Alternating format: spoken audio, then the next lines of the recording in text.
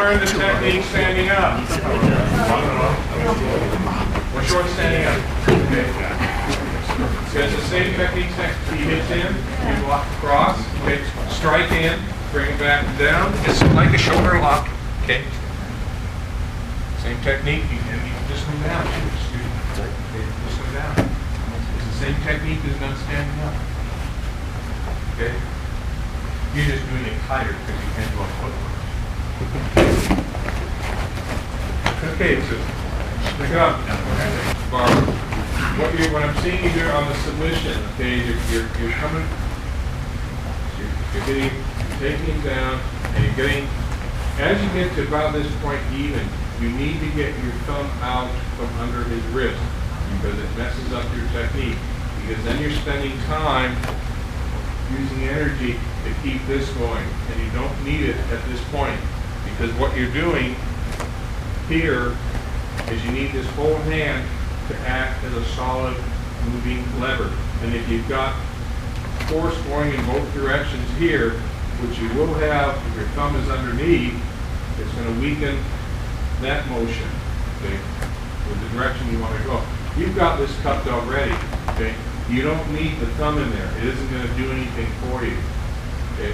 To get it out, you'll find your technique works a lot better, okay? The thumb gets in the way of bending his wrist too, and you don't want anything in the way of him hurting himself. I mean, if you really want to feel the difference yourself, try setting up an arm bar with your thumb underneath and see how much you can stand there. And I can use all my leverage and I've got nothing, okay? If I take the thumb out and do this, I've got a lot more leverage, okay? And I'm not using this useless extremity, which is what makes us better than these other primates. But anyway, so just keep it out of there. See if it improves your technique. Go. Okay. One thing you need to work on, and sometimes it's a matter of 6 of one and half dozen of another. For me, it's a matter of preferences, but other sensei will say the other one is better, so they like the other one. They borrow promise here. When you have this person down, okay, and I'll show it for you in a moment too. And let's turn this over. The problem is here. You're setting up this technique, and what's happening is you're resting on your elbow. Okay. Now, let's put your hand over. If I rest my elbow on the ground, my weight is on the elbow, and all I have is this movement, and I can't really move that way too much. Not that if you're doing this technique properly, you really shouldn't have to move this hand, bottom hand that much, as you block everything up. Okay. And this should work even with the elbow down. Okay. The problem I'm looking at is I've got some spacing, and I don't like the space. Okay. And so what I teach my students is get down, let your shoulder and your body rest on the person, and this gives me now my whole arm that I can shift with and do whatever I want to. Okay. It all depends on where you want to have your base. Okay. This will probably work, and it should work. You should be able to lock it up. Okay. But if you have any problems with it, you're going to have to shift down and let this come out a little bit, because he's going to want to straighten. He's going to want to straighten his hand. Why? Because you've got it bent. You always help him. He wants to straighten that arm out. You let him straighten it out. Arm bar, and you're set for the arm bar. Or if he straightens it out just a little bit, then let him straighten out a little bit, and then you can do this, and it's still going to work even better, because now you can rotate your whole body here, put the whole body behind it. Whereas if this is down, you can't rotate your upper body. Okay. You want to keep as many options open to yourself as possible. Okay. So again, this will work. The elbow down. But if you have problems, you're going to have to drop your weight down anyway. So you might as well drop your weight down to begin with and not give him the options. Okay? Let's turn around. Okay. instead of resting on the elbow, let your body rest on his shoulder, your chest, and then when you're doing this, that's where I want to be. Okay, now I can use my whole arm and I can rotate my body if I want to. Whereas if you're on your elbow, you can't do anything with the lower arm beyond this, or pushing this way. Okay? Just gives this arm more flexibility. Okay, now we did that. And that's just, again, it's almost 6 of one, half dozen of another. So you choose, and whichever one you do, life will go on. At least yours will. Okay. We borrowed Thomas for the next one since he's out here. And we're going to take, anyone got a coconut knife? Rubber knife? I have some in my bag. Okay.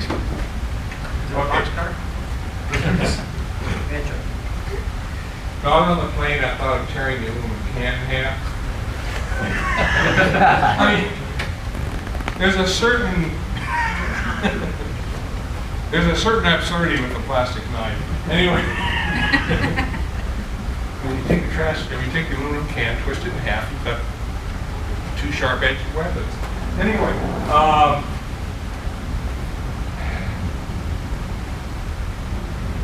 okay. He's going to be on with his knife in his throat, okay, across your throat. This is not a good situation, okay? And in most cases,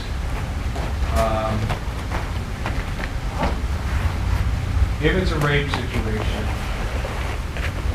you're probably going to have to go along with it to a certain extent, okay? Because if there's not much you can do, there's not much you can do. And it's a hard thing to rationalize. And I'm not a woman, so I can say it, but it doesn't compare. But there are times where you may simply have no other options. And I think if the support system in this country was better for rape victims, this country would be a lot better off. We always, many times think, well, could have done something. And that's not always the case. And if a person has a weapon on you, it may be one of those situations where you just have to go on. There are opportunities to still effectively defend yourself. But you've got to get this away from your throat. Your main concern is getting this knife away from your throat. Okay? If your hands are free, you're not in too bad a shape. You have to accept the fact that you probably are going to get cut. Okay? You have to do 2 things. This is one situation where you have to do 2 things at once. Okay? You've got to, if your hands are free, okay, and he's got this against your throat, you've got to get your hands in a position where you can get his wrist. Okay? Knocking this away isn't going to help much because he's going to bring it back. Okay, and then you're in a lot of trouble. Okay, so what you have to do is you've got to get your hands, up here, and you've got to come in, grab the knife, and hold. Basically, all you need to do is hold it in place as you turn your head sideways. Okay, if you can move it a little to your right, that's fine. Okay, you've got to get the knife away from your neck, and then you've got to hold it away from your neck, and that's the hard part. To do that most effectively, you have to grab the wrist. Okay. Because if you grab the forearm, he still has a free hand. He can move that hand. If he can move the hand, he can move the knife. Okay? And we do that too. So you want to come in, grab the wrist. Okay? Then from there, you could try going to your hand throw, but if he's got a tight fist, you're risking getting cut again. Okay? But this hand has to come across. But instead of bringing it down here, we want you to bring it up above. Okay? What we want you to do from this position is simply turn your body to your right. I'm coming down on his elbow. Okay?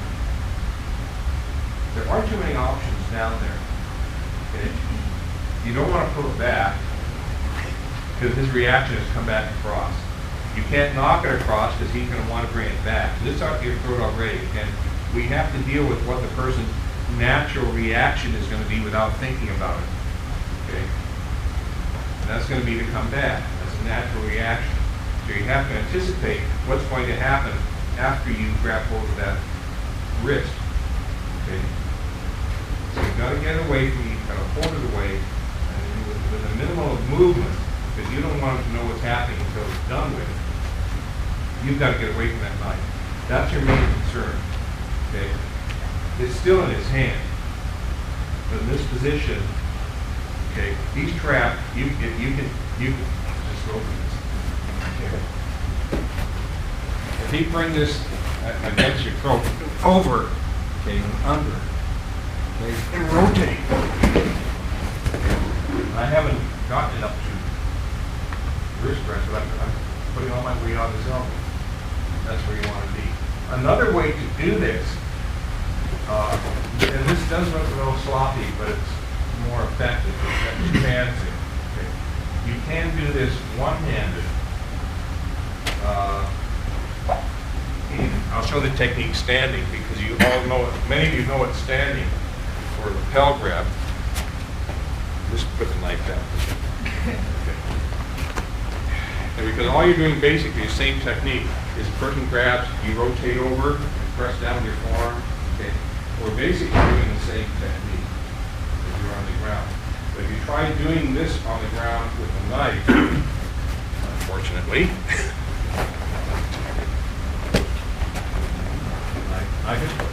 you're here, and you try to do this, what are you doing with the knife? Cutting your throat. Okay. You're cutting your throat. Okay. And that's why when you grab here and bring it across and then bring this up, it just gives him one more thing he has to get past to get back to your throat. You've got to protect yourself, number one. Okay? And if he cuts across the back of your hand, that's not serious. Bloody yes. So use a hand. Okay? Okay? And then from here, all I'm going to do is I'm not going to try and move his arm at all after this. All I want to do is rotate my body. Okay? And I'm not going to try to get. And then from here, take this hand, bring it up. Get rid of the weapon. Don't throw it away. He may have a friend. You might accidentally stab someone who's watching this. And then it's your responsibility, unfortunately. Okay? You don't want to have two victims. Okay? Just him. Okay? And then go for the broken arm. I mean, dislocate the elbow. Now, if the person has a weapon, you are justified in raising your level of reaction. I mean, you're just going to set him and then say you're going to stop now. The purpose of the knife is to do what? Kill. Okay? You're not going to kill him. But you don't want him coming after you. You don't want him bothering you anymore. So the person has a weapon. You're allowed what's called a higher level of force in terms of protecting yourself. Particularly if you're a girl. You get just like no other girl. In some cases you can. Okay. Because see, our society believes that women are weak and frail and all that other stuff, which is it's a good rumor, but it's not true, guys. Anyway, so you can have me try this. We'll give you a couple others for knife attacks on the ground. Okay? Very good. Any questions? Okay, let's see what happens. Okay. One of the things that happens is, I know when I taught mat work per se and reversing encounters and stuff like that, you explain all this stuff to students, and it's hard to sink in. When you start working, because we train more for self-defense than for grounding, mat work. Although I know that Professor Kirby does you go to, right? But he probably does a lot more than I do. Okay, and so we don't spend a lot of time on where is proper position because we don't get the practice for that. But out on the street, even in this technique, the proper positioning of yourself when you're finishing up the submission is tremendously important. That's why I spend so much time on, cheat position, where your body should be, lowering your center of gravity, because it does make a difference, okay?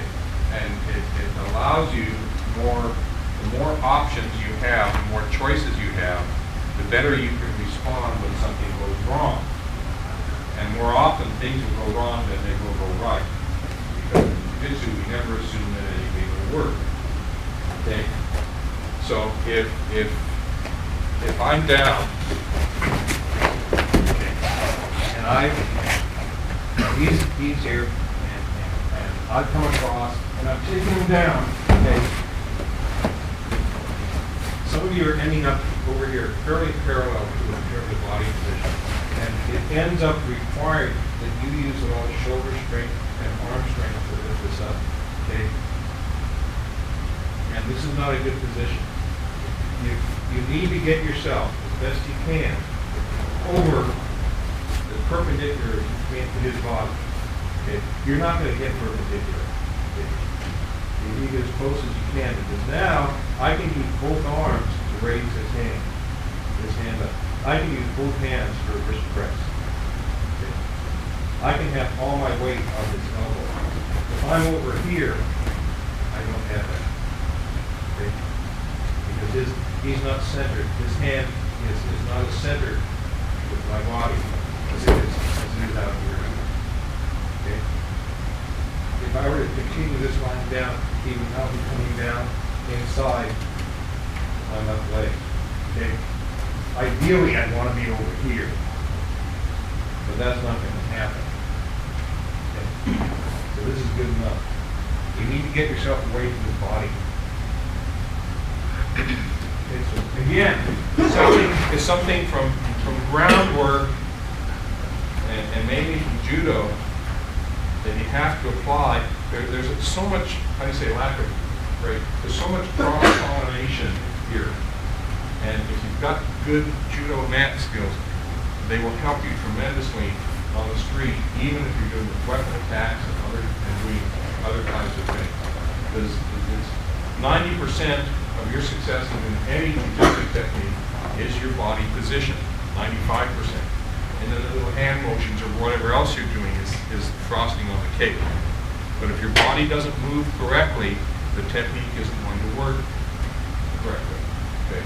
And it's so much more critical on the ground because you don't have the flexibility and recovery on the ground when you mess up. Okay? So try and work on that as you're doing this submission. Okay? Let's go. Thank you. A couple of things. This involves younger people. Younger people, when they're trying real hard, they can fight with it. And this is really bad because it's hard to hold soup in your mouth when you're missing your bottom lip. No, but you need to, rather than, because, we do tend to do that subconsciously, sometimes we're trying things. And you find that more often in kids or young people than older people, maybe older people don't have any teeth. No, but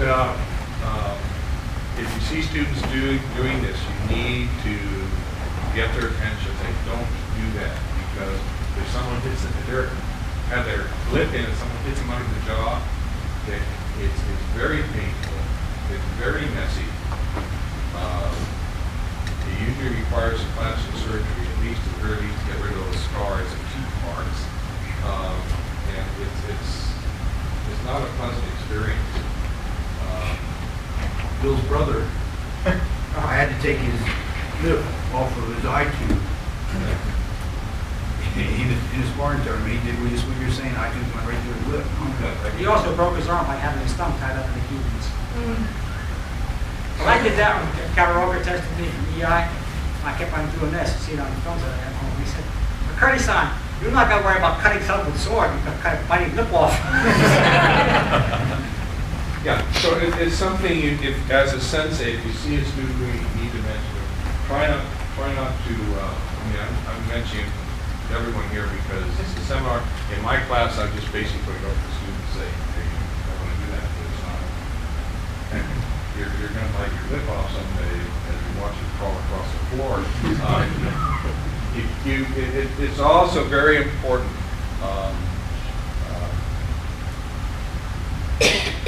I try not to be too serious with my students start making suggestions. Because if you sound very serious about it, they feel a lot worse about it. And one thing you do have to be sensitive to students feeling, particularly smaller kids. And you have to be, you can say things to them in a manner that is offensive, because you don't want them to not come back, because their feelings are hurt.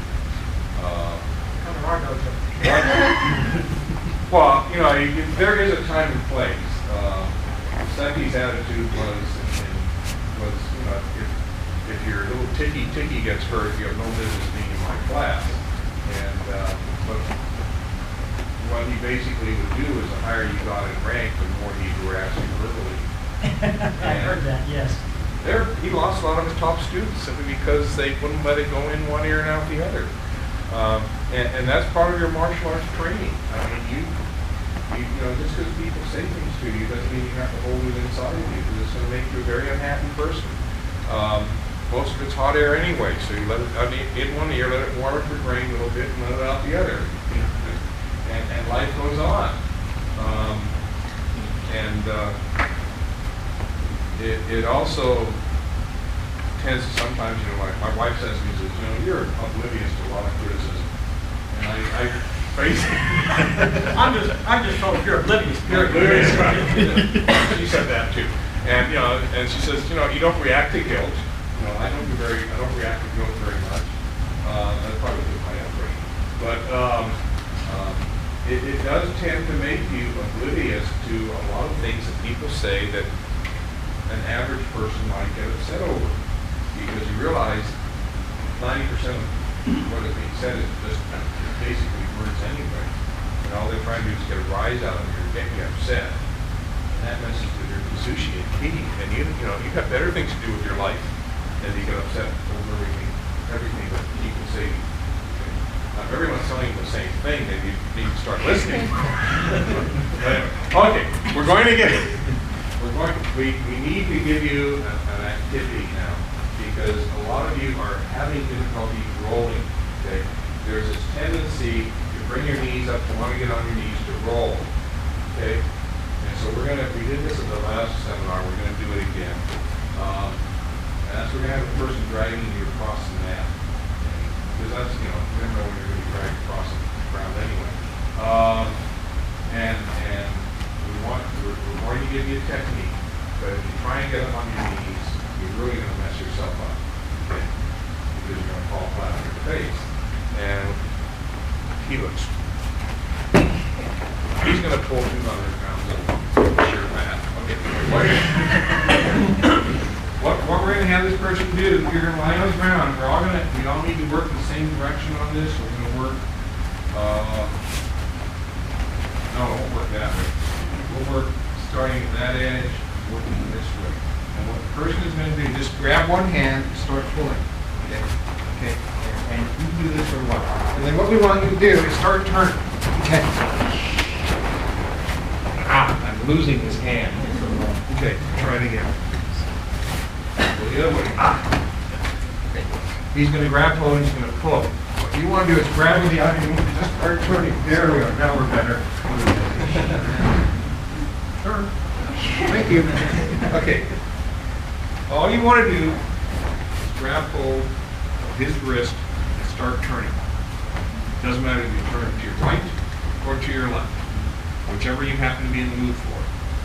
The faster he's pulling you, the easier it's going to be for you to do it. Okay?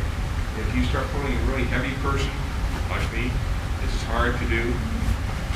But if you pull a lighter person, it's actually easier for them to do to you. So just grab hold of one wrist, whatever wrist they're holding on to you with.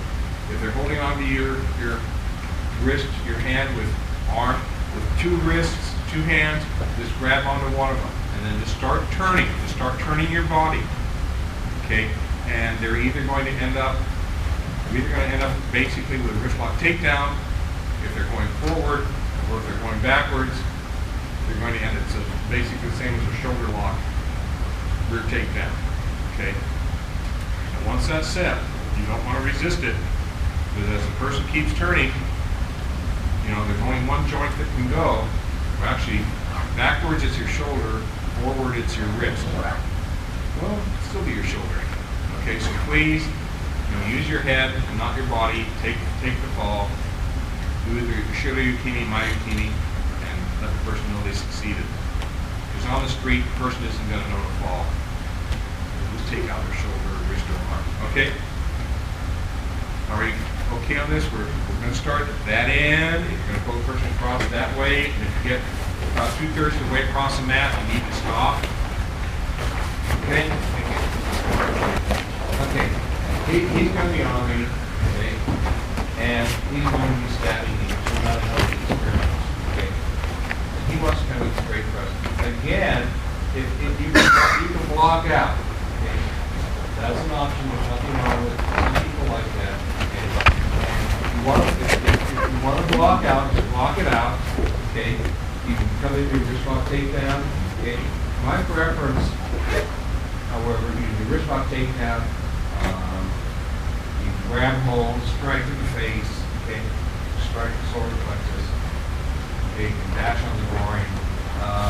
But he's not going to sit there too long while you're doing this. Okay.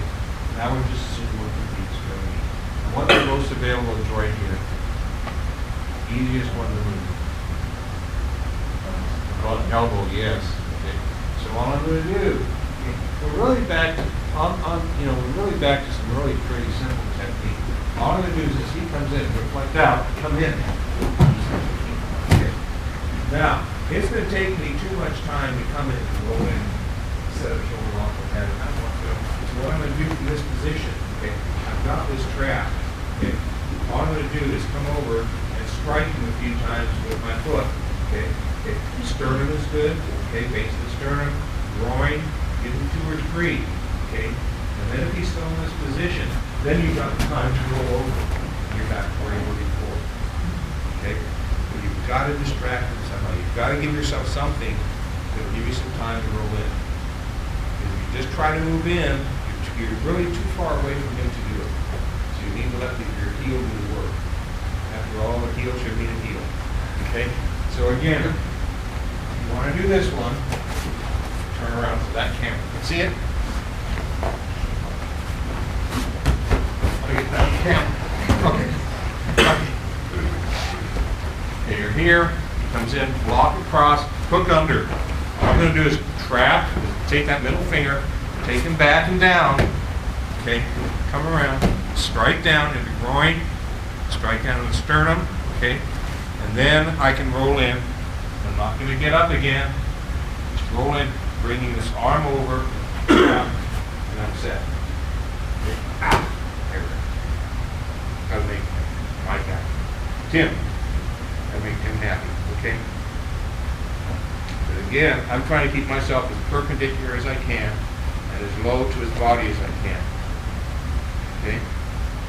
And if you're here, okay, don't get up on your knees to try and move. Bringing your knees up is not going to work as well as simply taking one foot out and sliding your body. Okay? We're lazy. Lazy is an important 4-letter word. Okay? Except when your parents tell you that. I'm supposed to be lazy in jiu-jitsu. Okay? Anyone need to see you? Okay. Or we'll give you another one you just have to work on. Hold on, chair. Again, he's going to be on top of you. If he wants to stab down, you want to block across. Okay? And again, we go into the same technique. This time we're simply going to strike the elbow as a distraction, come up. We're going to do a hand throw. We aren't going to do a nice big arc because that doesn't work on the ground, because once you get to here, I don't have any leverage any longer. So what you need to do is you need to bring this into the person and then turn. Okay? Make your circle smaller. Okay? And again, as he rolls, he'll pull me into him. And again, my first reaction is going to be to smash him. And I'll probably take the heel into his face as well. Okay? Now, from here, I have two options. One, I can roll in. go into an arm bar. Okay? Okay? My other option, if I don't want to do that, I've got this, is to grab, keep hold with this, keep it bent, start turning it inward towards him. I'm down here, bring him over. That got me nothing. Okay. No, it didn't. Okay. Just took him. Okay. I've got a arm lock, not much else. And I can keep him down with this. Okay. Can you get it? Okay. See, I'm not on his body. If I was on his body, he could get out of this. And I'm on his arm. Okay. Also, I have my right arm right in the shoulder. And that's what's pinning him. So that's where all my body weight is concentrated. Okay. My elbow's on the ground, he can get out of this. He can move his body. The elbow, actually this part of my arm, is resting on the back of his shoulder joint, excuse me. Then I've got him pinned. Okay? And I can stay here for a while. This is comfy. Okay. This is good. If you don't like this, what can I go to? This very easily transitions into an arm bar. Okay, or wrist pressing in on the other side. Okay, so you get bored with one, you do the other. But then you just, okay, I'll shut up. Okay, so what we want you to do is either take him over to your right. What are we going to? To your right? I forgot to ask. What did we go on? Yeah, in the shoulder lock. Or take him to your left with a hand throw. So when you do that hand throw, you're going to have to bring it into him before you turn. Because you don't have this flexibility, so it needs to be a tight little circle. One thing I want to show you, if I turn the hand throw, and this will probably end up applying to when you hand throw standing as well as on the ground. We tend to show the hand throw with this big circle, okay? We show it in big circle to show students. And what happens is when you're doing it in this big circle, the uke will not start feeling the pressure until about here, okay?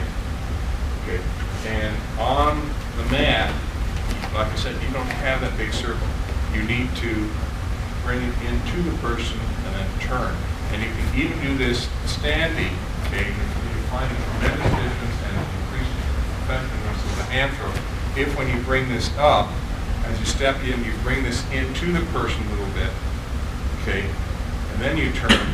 I'm turning, I'm actually pushing just to the outside of his elbow, okay?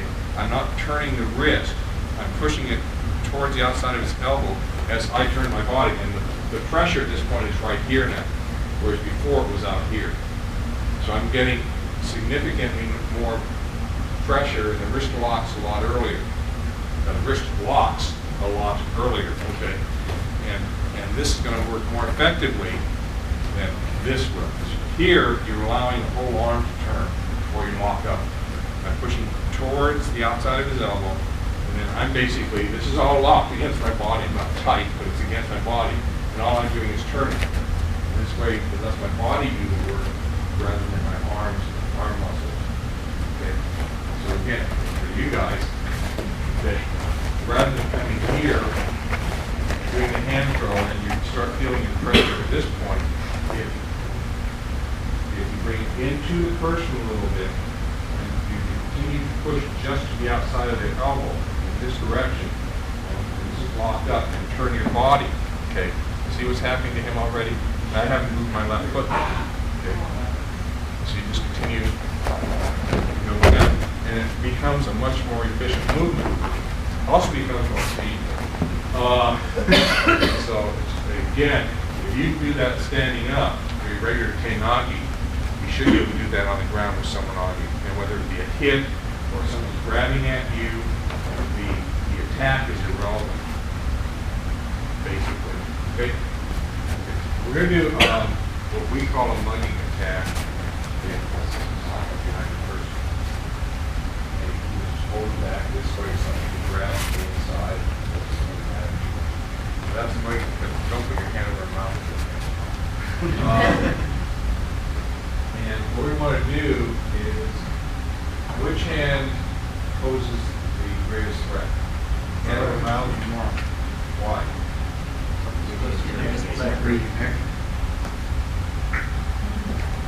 Good, but, okay. Choke, could you usually drop down to a choke. Right, drop down to a choke, okay. Which one is restraining your movement more? Hand, okay. So you create a distraction for this hand, okay? And that can either be, spit on it, bite it, or blow your nose on it, or, yes, I know it's gross, but it works. Okay. That's the normal set of things to do. What we want to do is get a little more sophisticated here. So he's going to put his hand over my mouth, okay? So I've got one free hand, which is a bad movement on this part, okay? So he's going to do this, okay? We'll come out. Now all I'm going to do is come in and get a nerve. I'm going to go right in here. Those are the scouts that are crunch down for the artery. Never artery. Same place. You just dig in with your thumb and you'll get a reaction where the person jerks back, okay? Okay. You're going to do that. What I want you to do there is simply bring this hand up. Okay, now, from here, I can do a forward finger throw. Okay. I can just bring him straight down. Okay. And it's all dependent on what, is that mine? It's yours? Yeah, you want to answer it? Anyway, from here, if you want to take the person forward into a finger throw, so you bring up, down, you're applying pressure behind the base of the finger. Okay. If you just want them to go down, you don't have to go that extra work.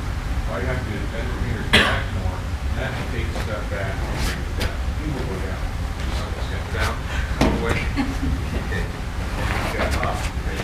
So what we want you to do, and we here, you open your mouth, just go for the nerve, okay, bring this up and over, grab your finger. Okay.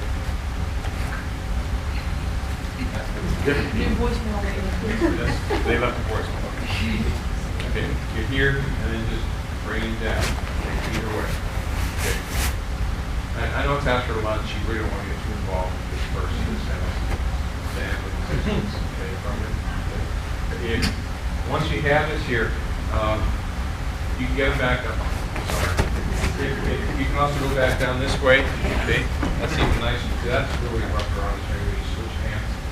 Because see, if you hold this way, then your hand starts to twist. You don't want to do that. Okay.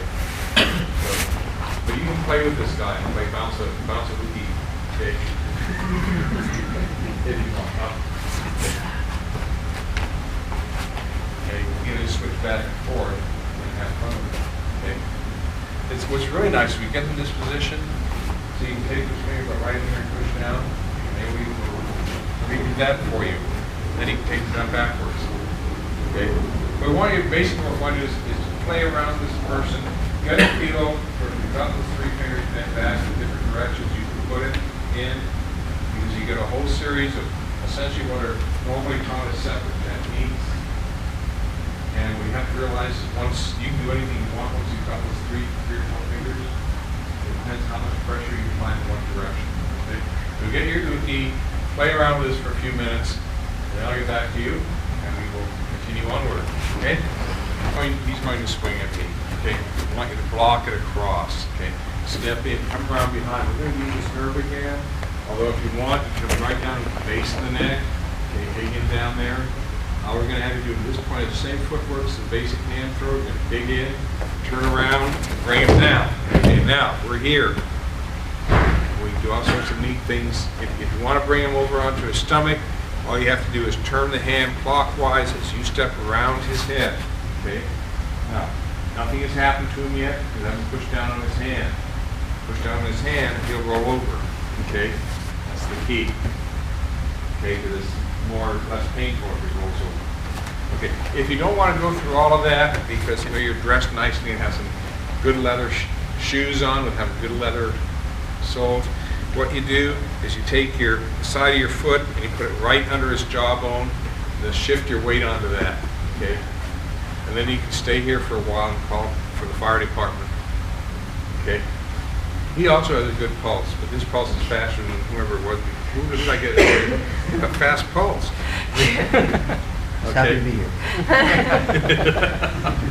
Okay, you would not come down with a hit on this because you might miss under the jaw and actually get him on the jaw.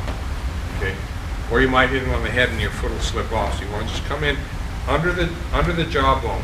Okay, and you just want to rest your weight. Do it carefully in here because this person, other person is going to do it to you too. Okay, and just put your weight down on the side edge of your foot. You can also, if you get them over. Turn your head the other way, please. Thank you. You can also do the same thing here. Okay, you can come in right on the edge. It actually works better on the inside. Just come in right on the edge and hold the person down to that, theoretically. I don't particularly care for this one, but some people really think it's really neat. Okay, it will to some extent hold the person down. Okay, can you get up? Yeah, he can get up. Okay. That's why I don't like it. Some people like it. It works for some people, and others it doesn't. But if you put a lot of weight in there, roll it.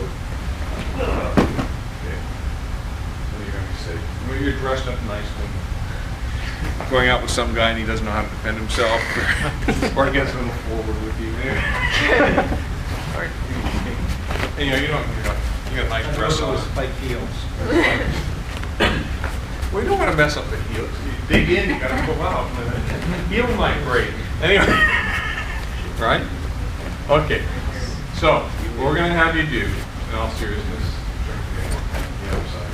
He's going to come in, he's going to hit, you're going to block it across. You can hit in here if you want, it makes you happy. Okay.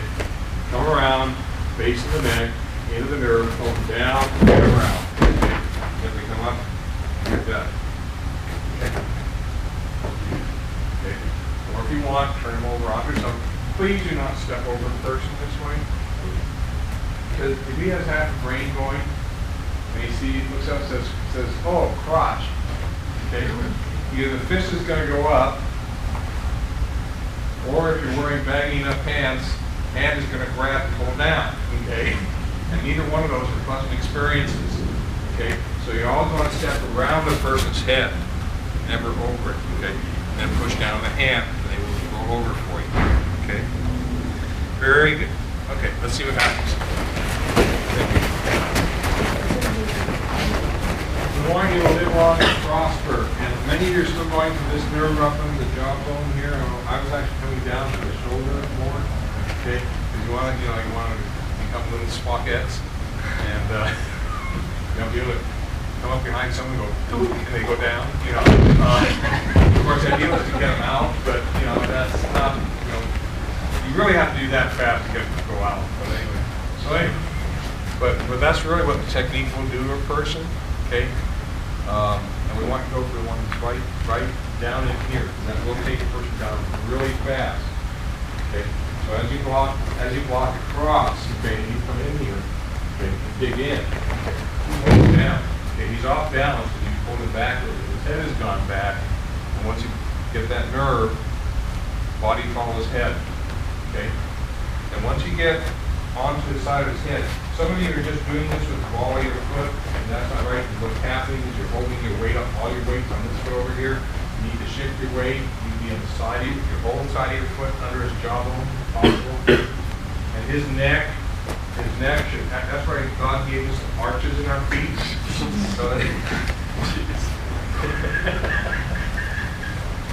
that when you see that way, you can tell if you just lay your foot flat, it's going to fit right into his neck, or his neck right in the arch of your foot. It's just turn sideways a little bit, it's set there. Okay? That's why, what else is on here?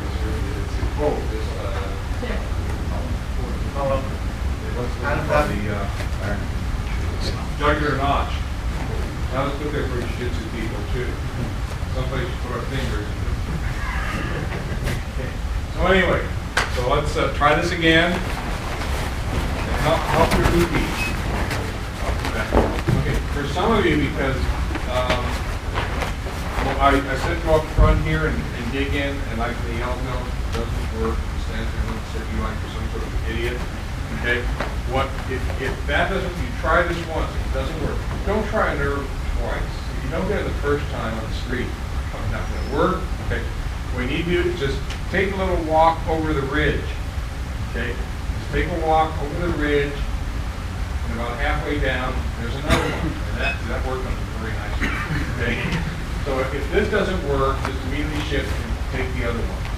And you can work, and then take a little more walk down the hill, down to about the base, you can push, and there's one there too. It doesn't work too well on him. It might work well on others.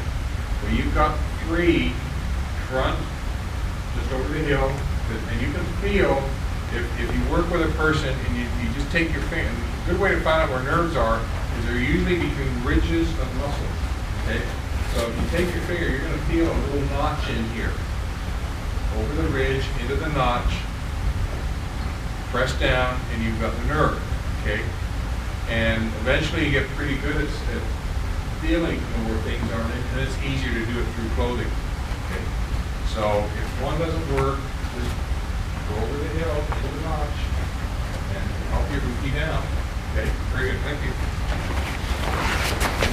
If this doesn't work, okay, you don't want to, you come around and you try this and, oh, geez, this isn't working. You try a couple real quick, not working. You have some options open to you.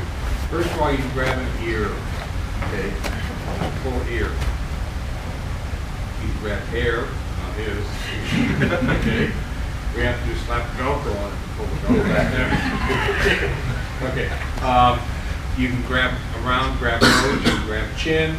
You can even, I mean, the thing is, this gets messier as we go.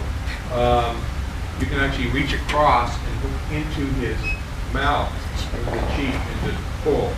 Okay. And that's actually taught when I do counter assault training for women. It's one of the techniques I use to lead it. One of the best defenses for women sometimes is to lead a guy on, and you just bring him up to your face, and you're holding him like this, and you're going to kiss him, and just as you get in there, you take both hands and go, yeah! And big smile, run like hell. But, because it's a very serious, it's a very messy injury, okay? The police, it'll be easy to find this guy. Any emergency room is going to, this is a unique injury, how do you get that, so, and it's very simple to do. It's just put the thumb inside and reach back, give a big smile. It takes a lot of guts to do it, but this one where you're coming in this way, just hooking in, same thing as here, just hooking in and pull that, and I guarantee you he's going to go back and down, okay? And he's going to have half a smile, okay?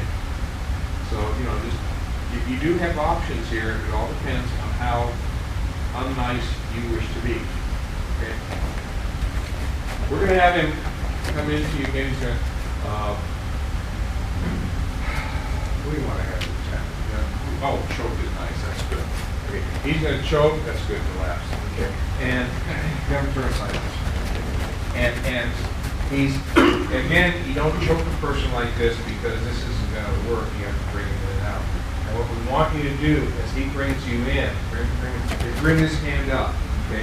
Right on the inside of either side of the shoulders. You want to go on the other side, it really doesn't matter. Whatever you happen to be in for. Okay, I want you to make the fist, okay? And all you're going to do is jerk down real fast, okay? And this can even be done, if you close in and you get this technique, you can do this with one hand, okay? And that'll take the person out. It's not a hit. Okay? If you hit with this, you lose a certain amount of the impact. Okay? Putting it up there, either side, okay? And all of a sudden, it's almost identical to one of the early ones we did where you brought the forearm into you. It's a jerk down. Okay? And on this side, the advantage is you're not going for a lot of other techniques from here, do a hard lock comey, okay? Which we don't allow in our freestyle kata tournaments with an arm bar. We allow hard maki komi, but we don't allow it with an arm bar because it causes injuries. But you're here, you can do your tight toes, you can do it koshinagi, and I don't care what technique you do. Okay? You can even come in as he pulls you in here. Okay, fine. Bring him here, you jerk him down, you can come in, go back what we did before. Okay? Whatever you happen to have, you want to do. But I basically want to see you bringing down just a downward thrust. It's like, you know, you win at something, you go, yeah! See, the secret of teaching people jiu-jitsu is they don't know it. Okay, so let's see what happens with it. A really simple technique. If virtue of being around, you always get picked up. Okay, if he's coming in and you're having problems with this, okay, one thing you can do, he's worried. He's not breathing regularly. One thing, I'm not going to hurt you. Leave that to me. What you can do, and you can also do this for a hit, is if you get to here and you really don't think you can do this, so all you have to do is bring your arm down, okay, and it'll work. Okay? And it works, just bring it down. Okay? You got it up here, just bring it down. Okay? And this works very nice for a person who comes in for a hit, because you can come in and put it up here and just take it down. Okay. You just bring it down. You've decided you're going to bring your arm down. Okay. And I'm going to give you this one, and then you can try one other. And this is, again, this is more of a striking technique. But he's going to come with his hip.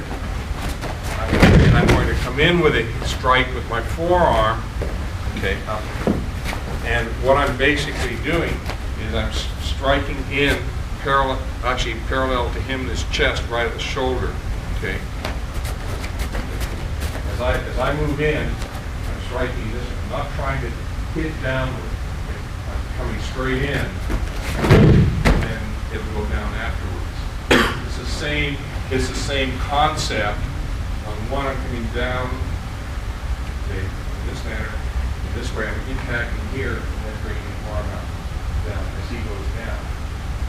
Okay, so let me try either one or both of those, and we shall move on. I want to do the one that's on top of the book. The pack here is really kind of irrelevant. Okay, he can come in with a choke, telegraph, double lapel, hit. It really doesn't matter how he hits because you want to do this technique just to see if it will work. Okay, so we're going to have him just grab me and pull me in. He's going to pull me in. Okay, now hand goes to face, thumb goes on one side of the nose, middle finger or third finger goes right under the jawbone. I squeeze. Okay. Bring him around. Grab arm. Okay. I'm done. Okay. You okay? Okay. Now normally I bring him down, but I want him back. Okay. So normally you just bring a person down that way. If they're coming in, you turn around. If he's coming in for a hit, he is coming here, lock in, thumb on the nose, fingers right under the jawbone. Bring your hand together, okay, and turn his head around, bring him around, grab his sleeve, bring him back. You get him his back really arched so that you're comfortable, okay? And then you can take him wherever you want to take him. What? That's for sure. Okay. Okay. Which brings one of the things one of the things we increased our contract. We have to be careful with this in the dojo because somehow we don't understand why. But we've had to increase our kata. One of the restrictions, other than the sweeping wide body winding throw figure or arm bar, that's one of the techniques that we don't allow. The ground, the elbow breaks. One of the other things is if you bring a person down backwards and arm lock, we simply say, not only do you have, we usually say just let go, so the person can bring their arm out, because people would go backwards and they land on their elbows and risk injury to their shoulder. And we said let go, and you know what happened? People would leave their arm back and right down. Okay, so,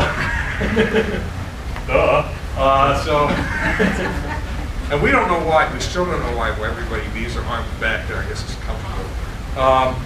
But what we find in our tournaments, we said, if you're going to do this, you have to bring the arm out before you take them back. And one of the real problems with freestyle kata tournament, particularly for brown and black belts, is that spend a lot of time gearing them down for the freestyle content because there's so many things. There's not a lot of things you can't do, but things you can't do, okay? And you have to kind of like taper back from the way you've been trained, okay? Which I guess is better than saying, well, you didn't learn this, but you better find out before you go to the tournament, because if you don't know how to do this, you're in deep trouble, okay? And I'd much rather detrain a person than to say, you know, sorry, sucker, you got to go in here, and even though you don't know what to do, you know, you'll figure it out, because that's not the way to do it. But anyway, we're going to have you try this technique, okay? And thumb goes on one side of the nose, and your middle finger or third finger goes under the jawbone, okay? And then you turn the head to your right. Grab the arm if you can from the inside, okay? Get them really off balance. That's a good way to walk a person out of the door, or into their friends, use them as a shield, okay? You know, you want to do a strategic advance to the rear, okay? The Marines never reach. Okay. You always have strategic advantage to the rear. Anyway, okay. So get with your partner. Try this a couple times. It's about as many times as your partner will let you do it. Really, it doesn't people don't like their noses being messed with. Okay, let's go. Just to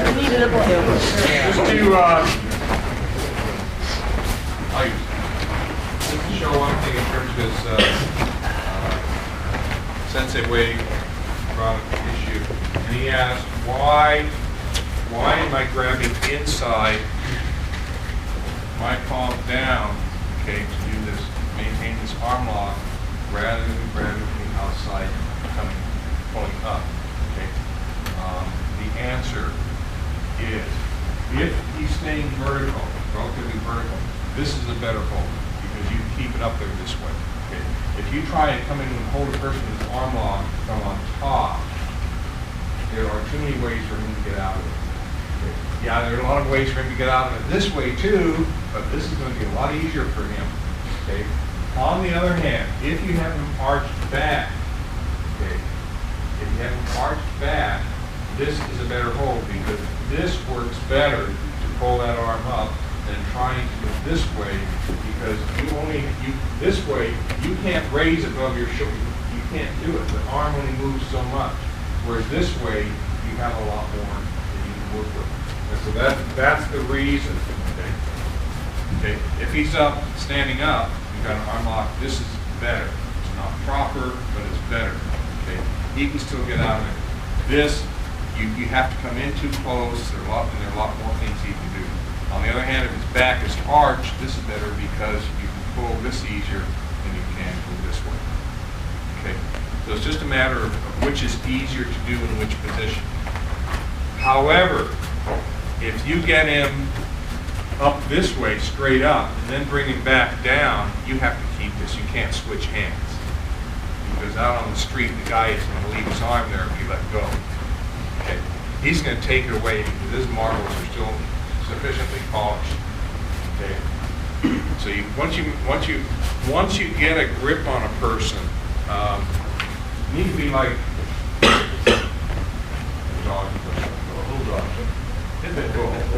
you need to be, once you get a grip on a person, unless you know for sure you're going to lose that sucker, okay, in which case you're trying to keep hold, it's a waste of time. Once you get hold of an extremity, you need to keep hold of it until you're done with it, okay? Because if you let go of it, the person's going to get away from you, unless you've got something already planned that you're going to do and you know you can do it, okay? Okay.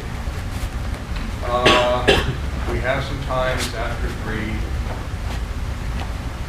Are there any defenses you need to see? Otherwise, we'll go back to the ground. And until 4 o'clock, that's where we'll mess around. Okay. Stupid poem. Anything you want to work on? Show me, no problem with. From anywhere.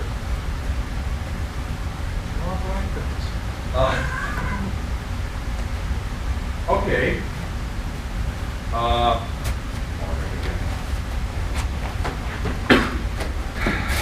down to the ground. Oi! Okay. Where does Gavin choking me? Oh, we'll do it from the side, because that's always good for laughs. Okay, because we're used to the person on top, so let's do something from the side. He's going to be choking me from the side, okay, which is not a nice thing to do.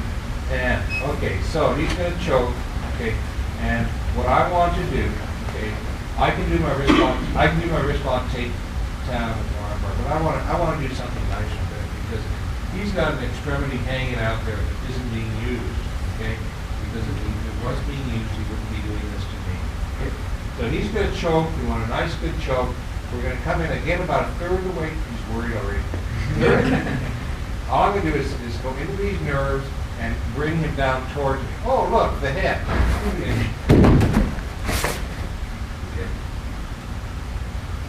Now, you can do that with a hit. You can grab sleeves and shift weight and do that. But I want you to just, and I want to have a nice choke on you, because you have to realize that the better this person chokes you, the more effective the nerve technique is going to be. Okay? You have to realize most of you are holding fairly relaxed. Okay? And there's not much muscle definition. But if someone's really working at you, those nerves are going to light up. Little red lights on. Yeah, press me. Okay, so what we want you to do, he's going to come in and choke you. Just want, and you can, stretch your hands here for a moment, just give him a sense of security, and then you just simply dig in with your middle finger. That'll bring him into you. Reach up, get the head, and your teeth are up, strike down the cheekbone. Okay. Don't get the jaw bone. It's too hard. Not that it's going to hurt you, but it's too hard. Look at the cheekbone. It's easy to break. It's very bloody. It's very painful. It's a relatively minor injury. Jawbone is a serious injury. Okay? And a large part of your success on the street is intimidating the other person, not actually what you do to them physically. It's what you make them think has happened to them that's going to scare them more. If you have a fake broken nose, broken cheekbone, you can't see it, you can feel it, and you can see a lot of blood, and it's very painful, and there's not much you can do about it. Okay? And when a person can't see what part of them is, and it's bad enough to see which part of them is injured, so your hand goes the other way, But when you can see what's injured, it's more psychologically intimidating and scary than when you can see. Okay? So that's why we're going to the cheekbone. Any questions on the technique? Need to see it? Another view? Okay. He's going to do it from this side. Okay, that's okay, fine. On the street, you can't choose which side the guy's going to choke you from. He's going to over on this side, and that's the way my sensei taught me the technique. Okay. And if you're left-handed, you actually have an advantage here because left-handed people have to. How many people are left-handed here? Okay, I am too. And you actually have an advantage in most martial arts. Okay. He's choking you. Okay, choke. That's getting good. A little better. Okay. Here. See how much better he comes down when he chokes? Okay. It's so much more effective. And I'm still going to take him over the same way. Okay? I don't care what side he's on. I'm going to do my technique. Okay? It's his head. Okay. Now, I could have gone the other way, but I didn't want to. Okay. And strike down. Okay? So, let's see what you do with it.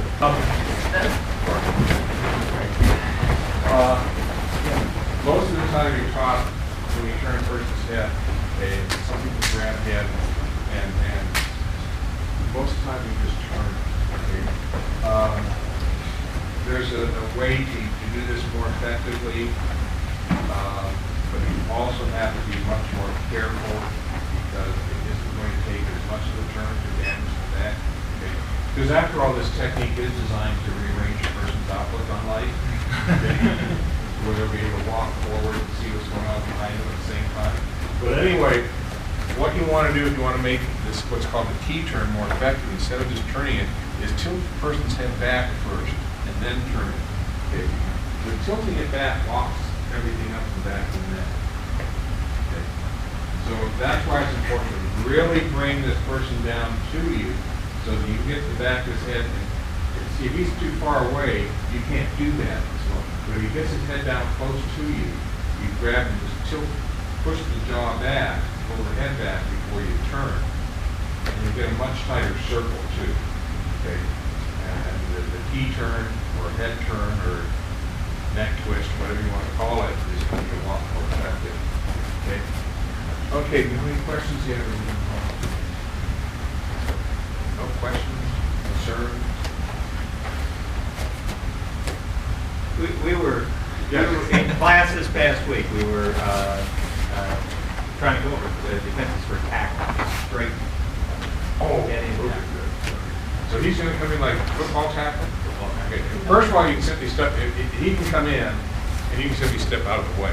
Okay, that's no fun. Okay. You can, as he comes in, you come in and knee him, okay? Which is going to take you backwards too, but he's going to be in a lot worse shape than you are, okay? That's no finesse, okay?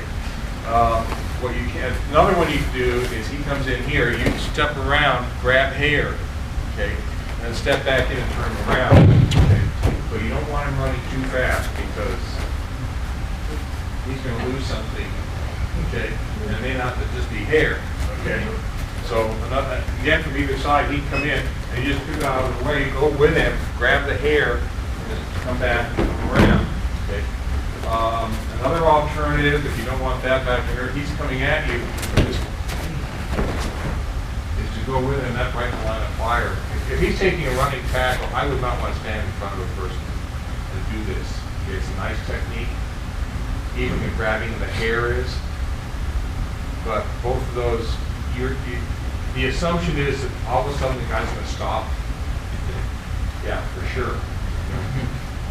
Mr. Bubba from the Podunk, Kansas football varsity football teams, you're going to stand there and you're going to stop him instantly with a nerve attack.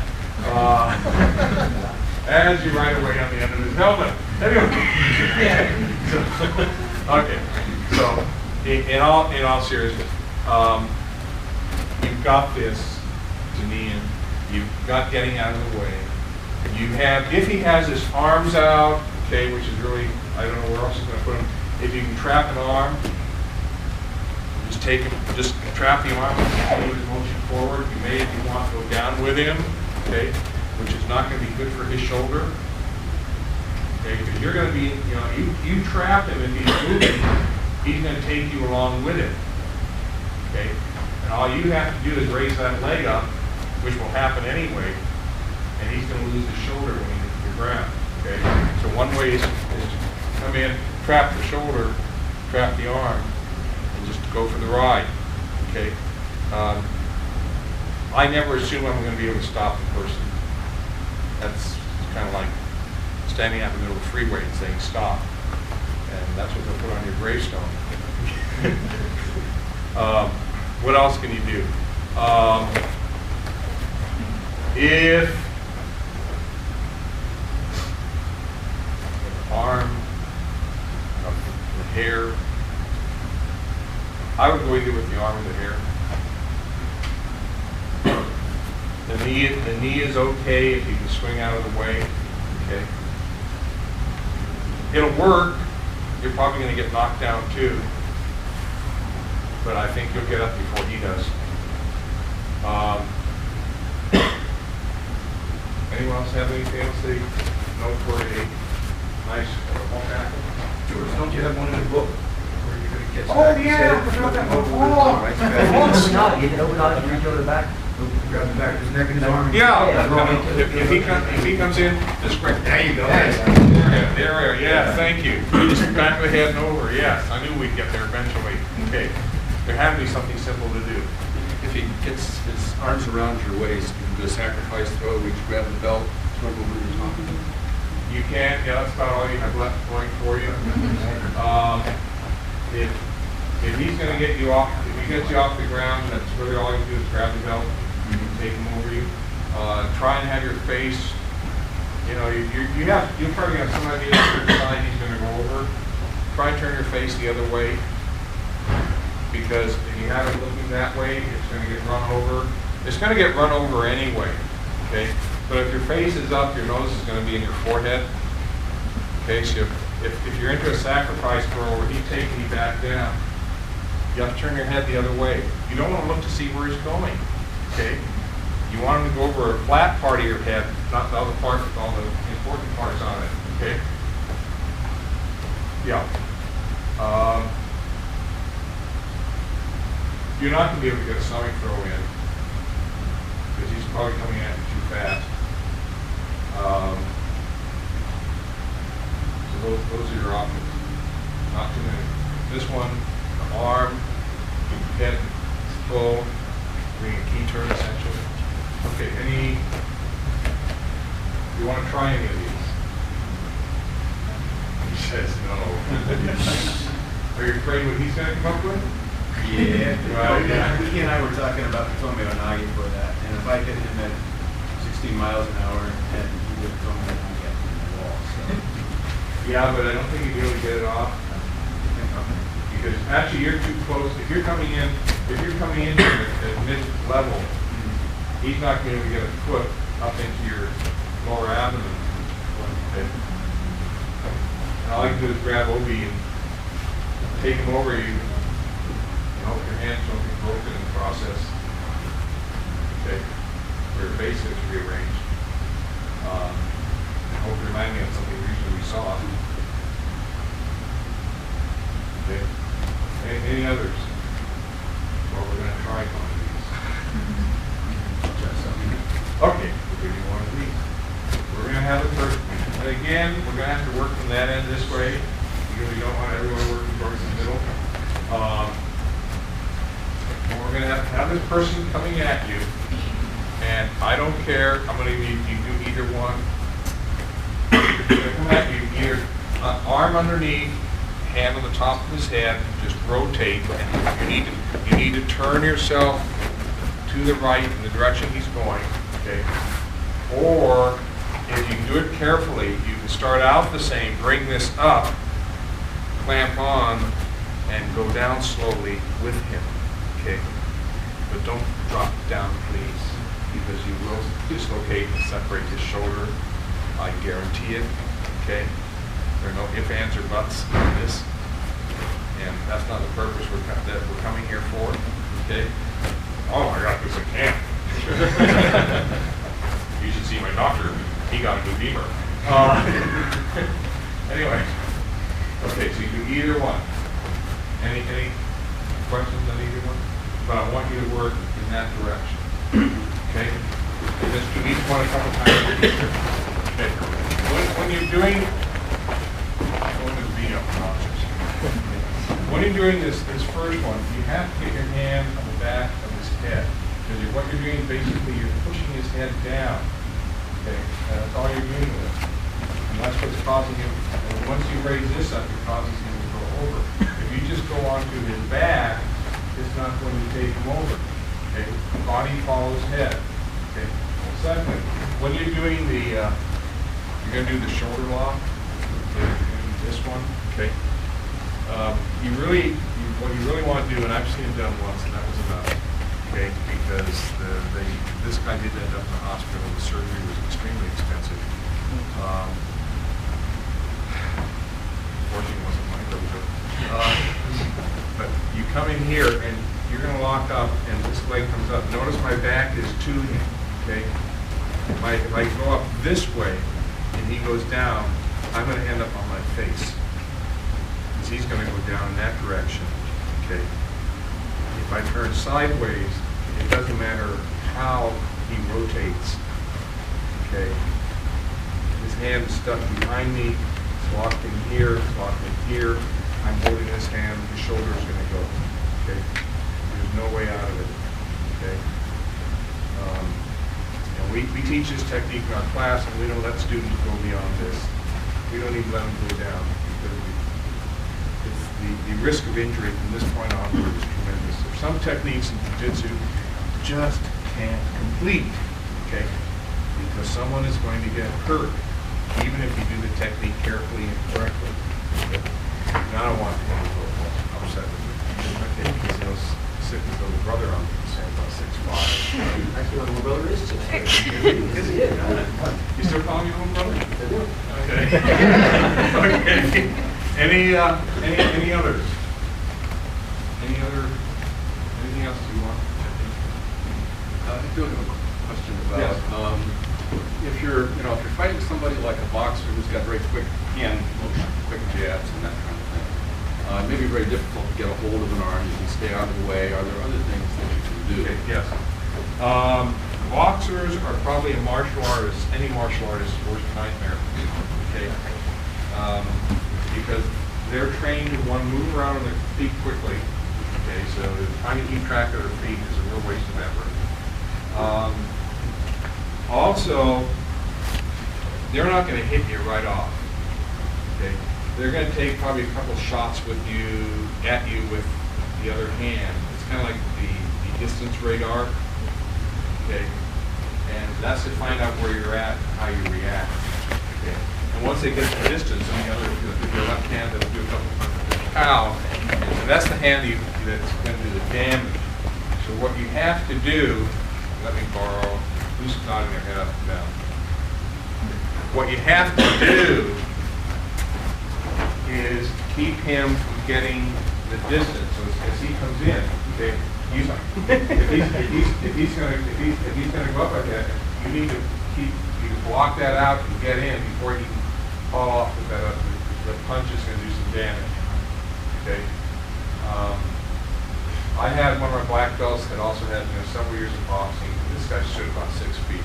His nickname was Rocky, literally.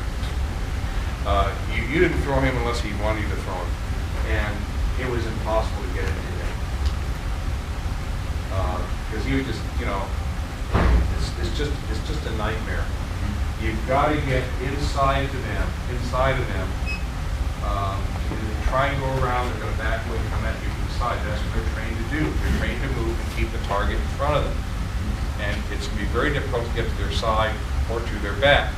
So all you have is the front, which is not a good place to be. So you either have to get back 3 feet or so and keep going backwards as he advances, or you've got to move in to him to where he can't hit you or do those feints to get his radar set. Okay, and then you can work him from the inside. But you got to keep him from getting those 1 or 2 light taps to you, because they're just there to distract you and to sense where you're at, so he can really haul off and slug you. Okay. Whereas in most other martial arts, that first hit is, it's for impact, or to get, do what you need to do. Kicking. You either need to move inside or outside. If he's going to, the same concept applies to a hit as a kick. If you can stop a hit before the elbow is even with the shoulder, you've taken the momentum out of the hit. Okay. If you already see a guy haul off, which is a really stupid way to hit something. If he already hauled off, and I can stop him back here, he has no power in his hip, not put him off balance. Okay. If with a kick, okay, and I can stop him before he gets his foot beyond vertical. Okay, I stopped the kick. Okay. Okay. So you have, one option on a kick is simply to come in and cross block, turning your body sideways so you're not standing like this. That's, you can still get knocked down. You can also come in and strike to the inside, turning sideways. You can come, if he's coming in, strike to the outside. Okay, those are strike. You can hook. If he's coming at you with one of those nice high kicks, you can duck. Kicking him when he's trying to finish. If you have long legs, yeah, you can do that. I mean, if he's going to come in, yeah, I have no problem about doing that. At least in our system, they're very, very rarely will we kick above the waist. Because once you get above the waist, you're off balance. Okay. And once you kick him, you're still going to have to deal with him. Unless you kick him hard enough. Kick him in the knee. Well, if you're going to kick in the knee, You keep going that way, and that's fun. But if you really want to take a person out with a knee, you want to come down at about 45-degree angle. You want to come down, just go down, striking down inward, because if you slip that kneecap down, okay, he's out. That only takes about 40 pounds of force if it's done correctly. Doesn't require a lot of muscle. Again, it's something a little 10-year-old kid can do if he knows what he's doing. Okay. Trying to break that and make it go backwards takes a lot more effort and energy. The damage will be much more severe, but, you know, which is easier to do? Okay, just to come in and go down, you're coming in and down on the top of the knee joint, kneecap at about a 45-degree angle, will slip it down. I mean, I said you just slip it back up. It doesn't work that easily, but, you know, that's essentially what happens when you have a lot of other surgery to repair damaged ligaments, tendons.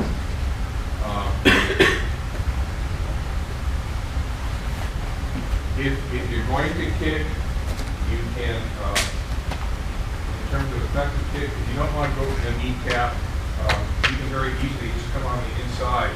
Okay, just come in. Okay, and because your nerves in there, mess up the balance with. Okay, and then you come in. Okay, you can come in and the good old Charlie horse. Okay, you're coming on the side, just the knee right up in there, does wonders. Okay. But usually what I find just people doing, they're either doing the 1-2 on the inside, which is a distraction, okay, or they're coming around me doing a Charlie horse. Because you're not going to find jiu-jitsu people doing a lot of fancy kicks. We're just trained to, because we know if we can get a leg, you've got the person. So we'll try the little love tap things, okay, more than we will the straight on kicks. Because I know if he comes in with a hip, and and he sees it coming, and he can stop it, he can deflect it, you know.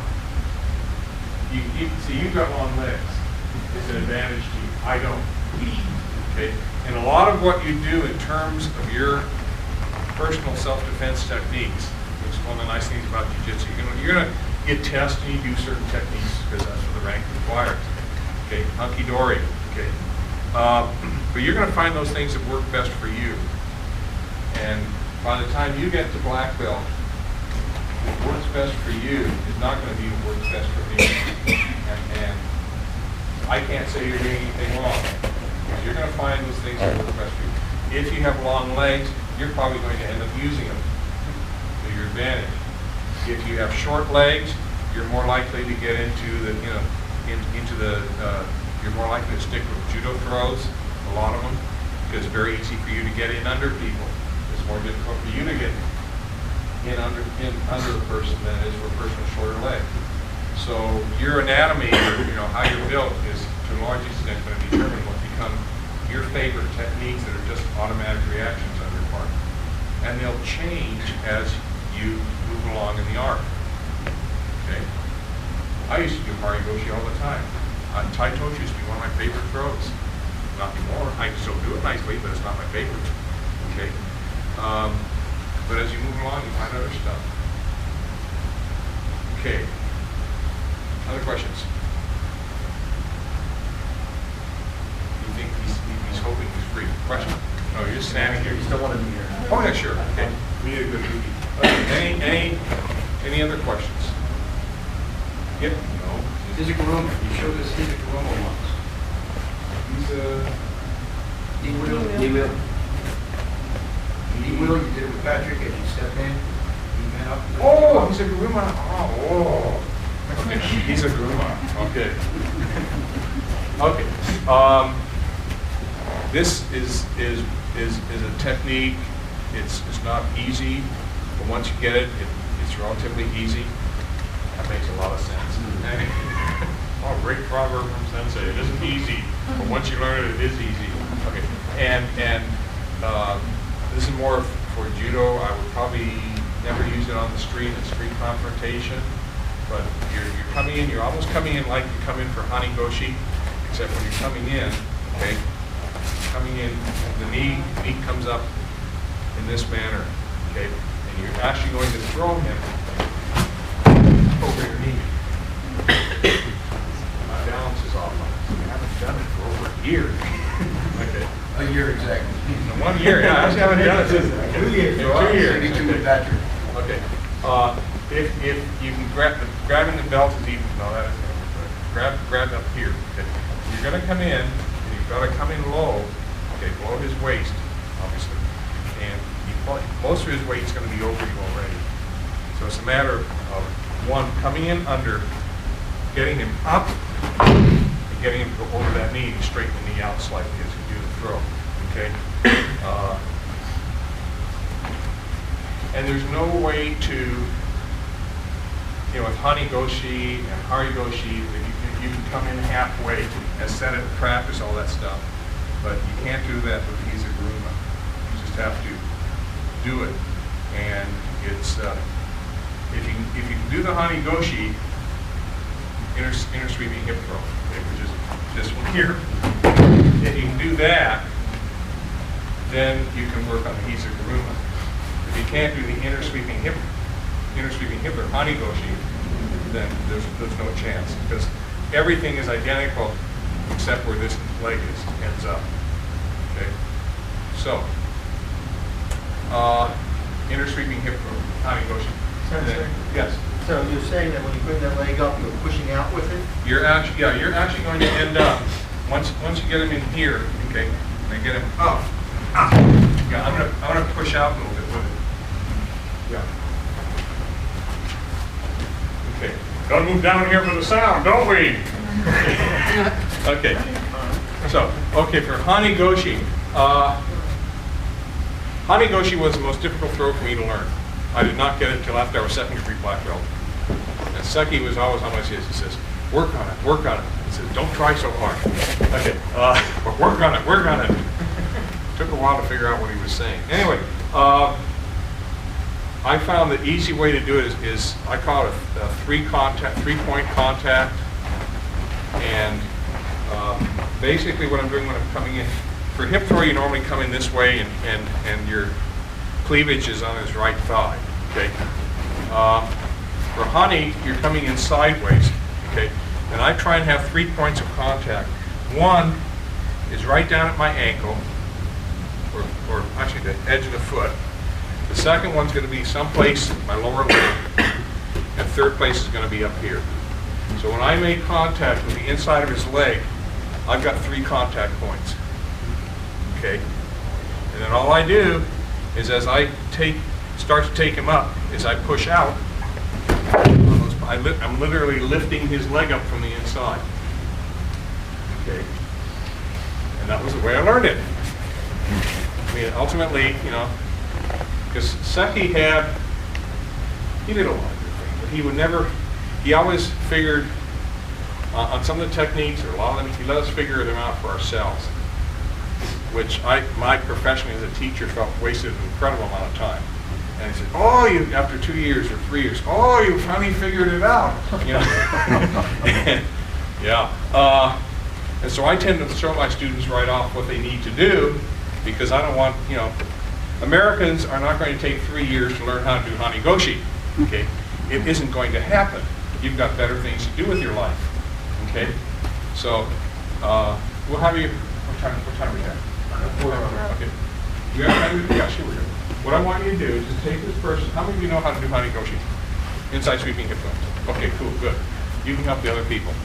Okay. Usually on the brown belt test, I let students either do Harigoshi or Hanigoshi.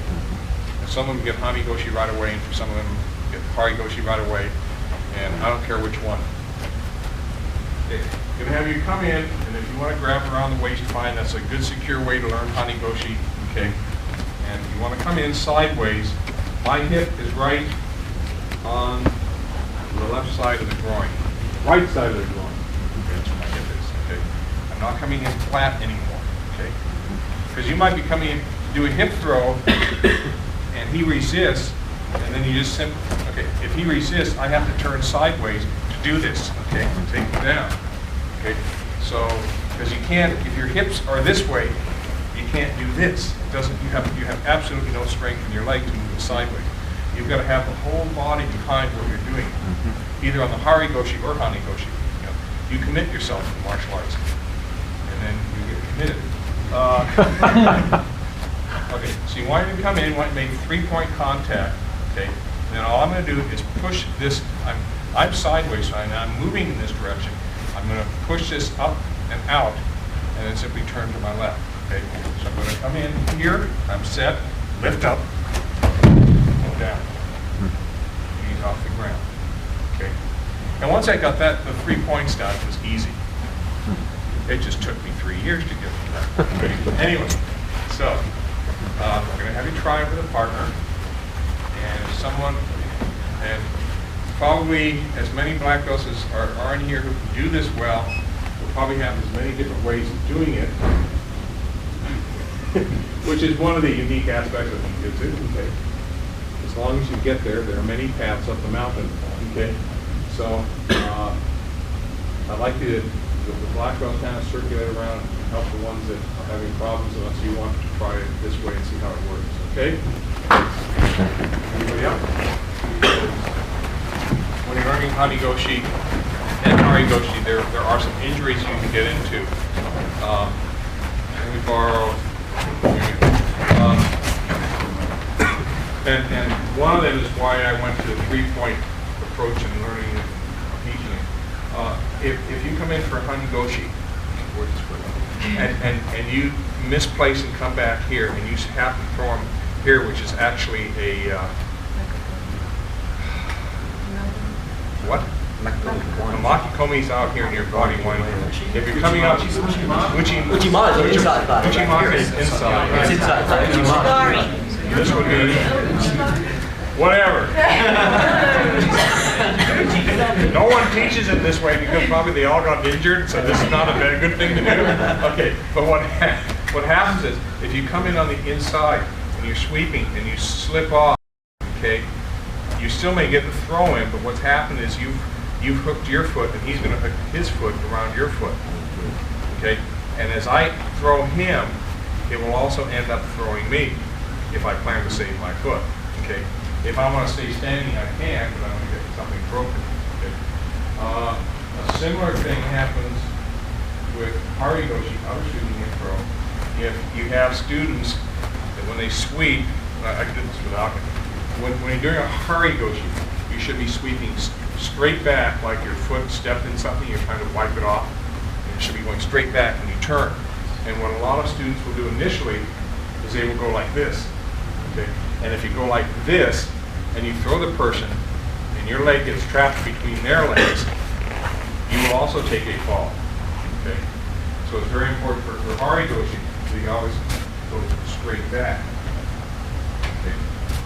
There is one system of jiu-jitsu I've seen where Harigoshi, they actually do, and I won't do it because I want him to like me after he leaves, and I don't know how they actually will strike with the heel of their foot into the shin. And this must hurt heels an awful lot. And that's how they do their Harigoshi. Just come in, wacko, you know.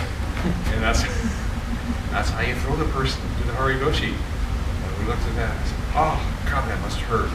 Okay? Even with shin pads, I mean, that gets sore after a while. Okay? But basically, you want to be on the outside here. So you just sweep it down. Okay? Take it down. What is the purpose of a sweep, by the way? Make up for not getting Big raise balance. Okay, that's a good start. Okay, what's the purpose of a sweep? Ari or Hanigoshi? Pardon? Get him on the ground. Get him off the ground. What type first? Pardon? You said, I'm talking about putting them on the ground. Yeah, ultimately it helps because yes, falling is never the problem. It's landing. Get you something soft to land on. Yes. Like you try to go hip throw or a raise hip throw, and it didn't work.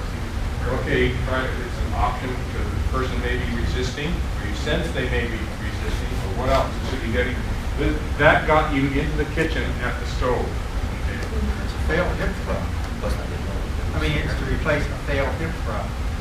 Yeah, but you may come in with it, you may not even want to do a hip throw in person because Would be someone heavy. someone heavier or taller than you are. Okay. The purpose of the sweep is to get the person off the ground so you can do the hip throw. Okay, and that's the purpose of most sweeps is to get the person's foot off the ground. Okay, and assists and whatever other. It's the Hani or the Hari or the Hiza. They're all just ways of assisting you to do your hip throw, basically. Okay, and if you look at them that way, it's no longer really a separate technique. Okay, it's like grabbing a person's belt versus grabbing them around the head versus grabbing them this way versus Ippon Seonagi, okay, versus Roto Seonagi, okay. These are all different ways of doing a hip throw. And they're all valid ways. Some people like one better than the other. And who's to say which one is right or wrong? Okay, any other questions, wishes, wants? Just one clarification, question on Hanigoshi, maybe Harai too, and that is, how much weight should Uke have on his thrown foot before you actually start to move? Don't you get some weight off of that foot before you attempt to do the throw? See what I'm saying? Yes. Okay. Yeah, because I'm usually on a hip throw, I don't know about here, I know out west, we tend to do a lot of things static. Okay, and it's hard to get students away from, he hits, I move in, I do throw. Okay, it's hard to get them away from that. It's hard to get them into the concept of block. When you're coming in, you actually want to be pulling this person into you. Okay, and that's ideally part of any technique. Okay, because if you can pull the person into you, it's a lot easier to throw them. Okay, I don't have any weight on the foot because I know I have to be able to balance on my left leg for a couple seconds. One way to work with new students to get them to develop this ability is to just get the uke on their back, let go, okay, and then see if they can go to one foot for a couple seconds. You kind of facetiously call it an ostrich or whatever, the flamingo stance, and we go, he's off balance, okay. We go around with pink spray paint if they do it well. No, I'm kidding. But there's a little flamingo on their pant leg. But anyway, if you can get your students to do that, then it's easier to get them to do any type of sweeping throw because they know then that they can balance on one leg. In the green belt test, you call for K-Waza technique. Okay, right? In the green belt test, that's what it is? K-Waza? Take-Ubi-Waza? Well, you say K-Waza, whatever. Besides Tainagi, what else do you recommend? Because that's, most people just try and do Tainagi. Tainagi, Take-Ubi, I think, is this way. You consider using your hands for the nerve technique of the head, or through the head, that would be a... No, that would be Shoku-Waza. No, I'm saying, grabbing the head and the nose, on the head of the Tainagi? would that be considered Tainagi? Not really. On the green belt exam, all we run about Tainagi, and I think, is it still Tainagi back there? I think we say Tainagi or Take-Ubi Shin-Waza, which is the original takedown.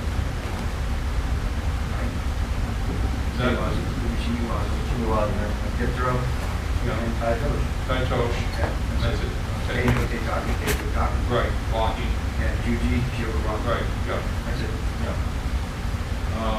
Both the Tainagi and the Take-Ubi are both Teiwaza. Actually, they're both Take-Ubi-Waza, but what's the other? There's another more.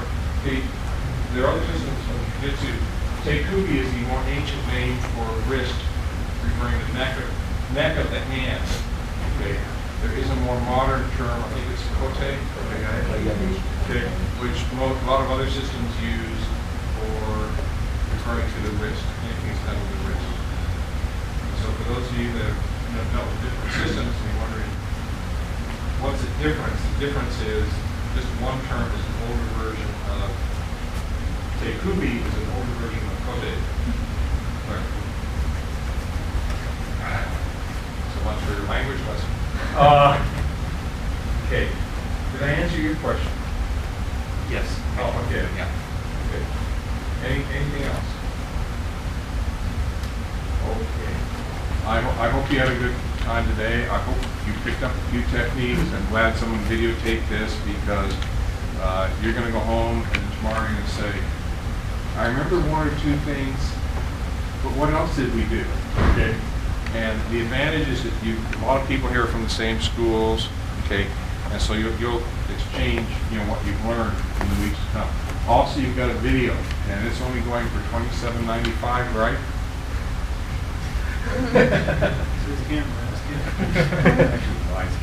It's a wise camera, okay. So the Y will come up with a price. No, I don't know. Donation to the Y. What? A donation. Is it donation? I don't know if it's whether it's going to be charged or not.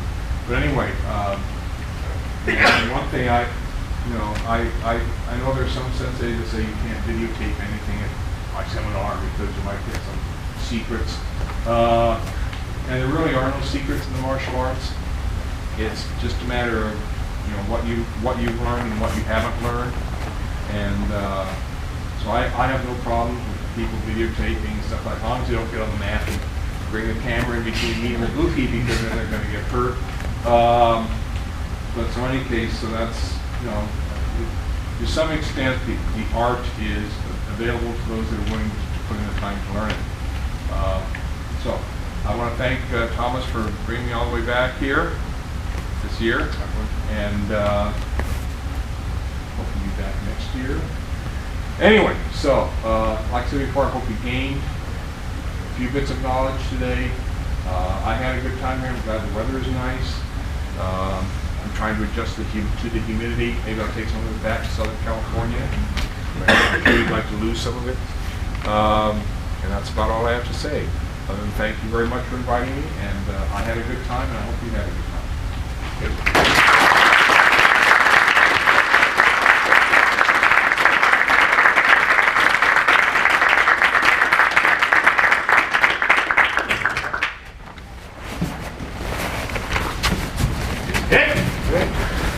Is it right?